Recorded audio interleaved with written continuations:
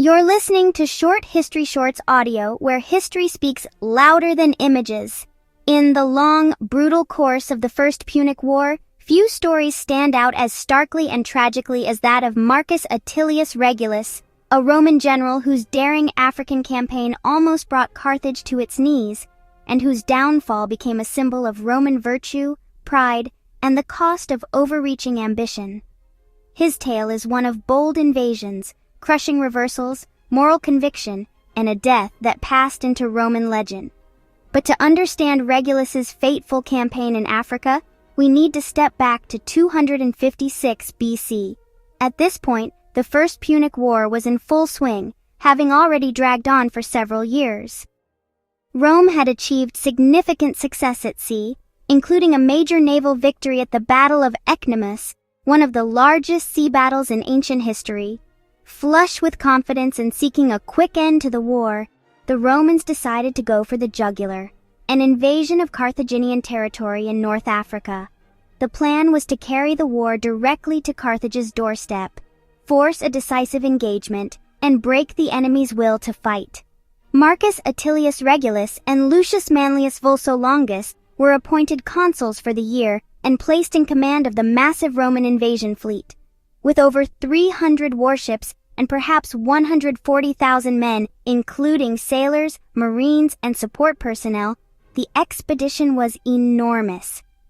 After defeating the Carthaginian fleet at Ecnomus, Regulus and his co-consul landed near Clupea in modern-day Tunisia. They quickly fortified the beachhead, secured supply lines, and began their advance inland.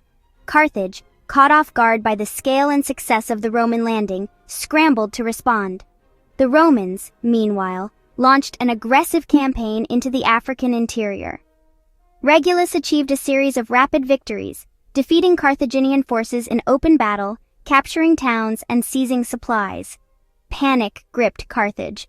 Rome's bold move appeared to be paying off spectacularly, but at the height of Roman success, the Senate made a fateful decision. It recalled Manlius Vulso and most of the army, leaving Regulus in sole command with a greatly reduced force. The logic was likely political and logistical. The war seemed almost over, and Rome wanted to conserve resources and give Regulus the glory of finishing the campaign. But it was a miscalculation. Regulus, now alone in command and far from home, faced a situation that was beginning to shift. The Carthaginians, though shaken, had not been defeated entirely. They regrouped and sought help from a Greek mercenary commander named Xanthippus, who arrived from Sparta and began drilling Carthage's troops in phalanx tactics and proper cavalry coordination. Under Xanthippus, the Carthaginian army was reborn. In 255 BC, Regulus marched inland to finish what he had started. Confident from his earlier successes and perhaps underestimating the enemy's transformation, he advanced toward the enemy near the Bagratis River. What followed was a disaster. Xanthippus deployed a brilliantly balanced force of Carthaginian infantry, elite African cavalry, and war elephants. The Carthaginian cavalry routed the Roman flanks almost immediately. The Roman infantry, traditionally the backbone of their strength, was encircled, crushed by elephants, and annihilated by the superior maneuvering of the Carthaginian forces. Estimates vary, but most ancient sources suggest that of Regulus's force, perhaps 15,000 men, only a few hundred escaped. Regulus himself was captured. The African campaign had ended in catastrophe, and Rome's dream of a swift victory was shattered. But Regulus's story didn't end there. What happened next is debated and wrapped in layers of Roman legend, but the most famous version holds that years later, Regulus was sent by the Carthaginians back to Rome under oath to propose a prisoner exchange. In this version, Carthage hoped to trade Regulus and other captured Romans for their own men held in Roman prisons. According to Roman tradition, Regulus stood before the Senate and argued against the exchange, insisting that Rome should never make peace with Carthage, and that the captured Roman soldiers, including himself, should be left to their fate rather than allow Carthage to benefit from diplomacy. His honor bound him to return to Carthage, and so, legend says, he did, knowing he would be executed for his loyalty. Later, Roman writers embellished this tale, claiming that Regulus was tortured to death in Carthage, perhaps even locked in a spiked box or denied sleep. While modern historians doubt the more gruesome details, the story became a powerful symbol of Roman virtues, the stoic, self-sacrificing ideal of the Roman elite. Regulus was held up as the model of Roman courage, patriotism, and integrity, someone who kept his oath even at the cost of his life. His death, whether real or dramatized, was used for generations in Roman education and oratory to inspire civic virtue and martial resolve. But behind the legend lies a real cautionary tale. Regulus's African campaign reveals much about Roman ambition in the early Republic.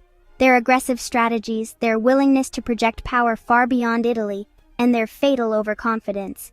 It also shows how adaptable Carthage could be when pressed. The arrival of Xanthippus was a pivotal moment. The application of Hellenistic military science to a North African battlefield turned the tide of war. And while Carthage would ultimately lose the First Punic War, Regulus's defeat temporarily restored balance and extended the conflict by another 15 years. His campaign also highlighted a central truth of the Punic conflicts, that neither side would win quickly, and both would pay a staggering price in men, treasure, and blood before the matter was settled.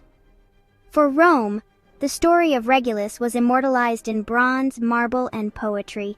But for Carthage, his failed campaign was a reminder that even Rome, ascendant and relentless, could be beaten. And in that lesson, Carthage gained the time it needed to prepare for the wars that would follow. The tragedy of Marcus Attilius Regulus, part history, part myth, stands as a symbol of Roman resolve and Roman folly alike. His invasion of Africa was one of the boldest moves of the First Punic War. But it also showed that even the most disciplined army, when overextended and overconfident, can be undone. And so, the man who tempted fate by carrying war to the gates of Carthage became its prisoner, and perhaps in death, its most useful